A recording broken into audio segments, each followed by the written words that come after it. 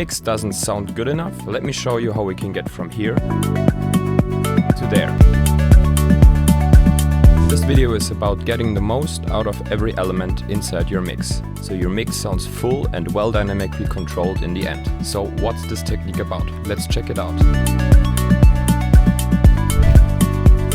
Imagine a plant located inside a glass box. As soon as the plant touches the roof, every branch will stop growing immediately. You want to grow it as big as possible, so what do you do against it? You have to cut all the different branches and leaves that come too close to the roof carefully. So where's the connection between the plant and your mix? Let me explain. The single branches and leaves are representative for your elements in your mix. The height of your branches is your level of your element. The glass roof is your maximum loudness. We need to dynamically control all of our elements so they don't create any unnecessary spikes in our mix. So how do we do that? We have to make the glass roof visible. So this can be done by using a limiter. So my limiter of choice is the Pro L by FabFilter, but you can use whatever limiter, compressor, saturator, whatever you want that has a visual representation of loudness in time. So here is the mix without any clipping. So I've just grouped all the clippers and all the compression and all the dynamic control. So you can actually visually see how much gain reduction the limiter has to apply to get it to a certain volume, which is minus 9.8 lufs. So if I enable our processing now by hitting the 1, you can see there is less dynamic compression. The limiter has to do less, but we're at the same volume.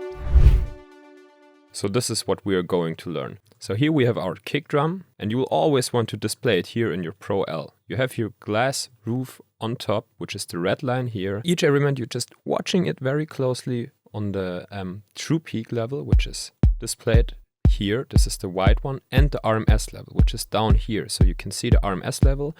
It's actually at minus 15 dB, and the true peak is at 0 dB. And the difference between those two is called the crest factor. So the higher the crest factor, the more dynamic your element is. The lower the crest factor, the more squashed, the more loud your element will appear. So now we have our kick here, and we can just simply apply a saturator here. So you just go and insert a saturator by double-clicking it. And you can already see, without giving any drive here, it's just shaving off our very first transient.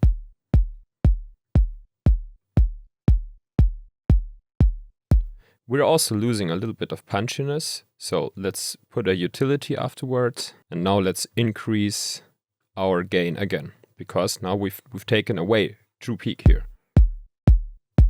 So if we bypass those two together now, we can see we have the same true peak here, but we have a higher RMS level. So this is our RMS, it's here at minus 12 with our saturator.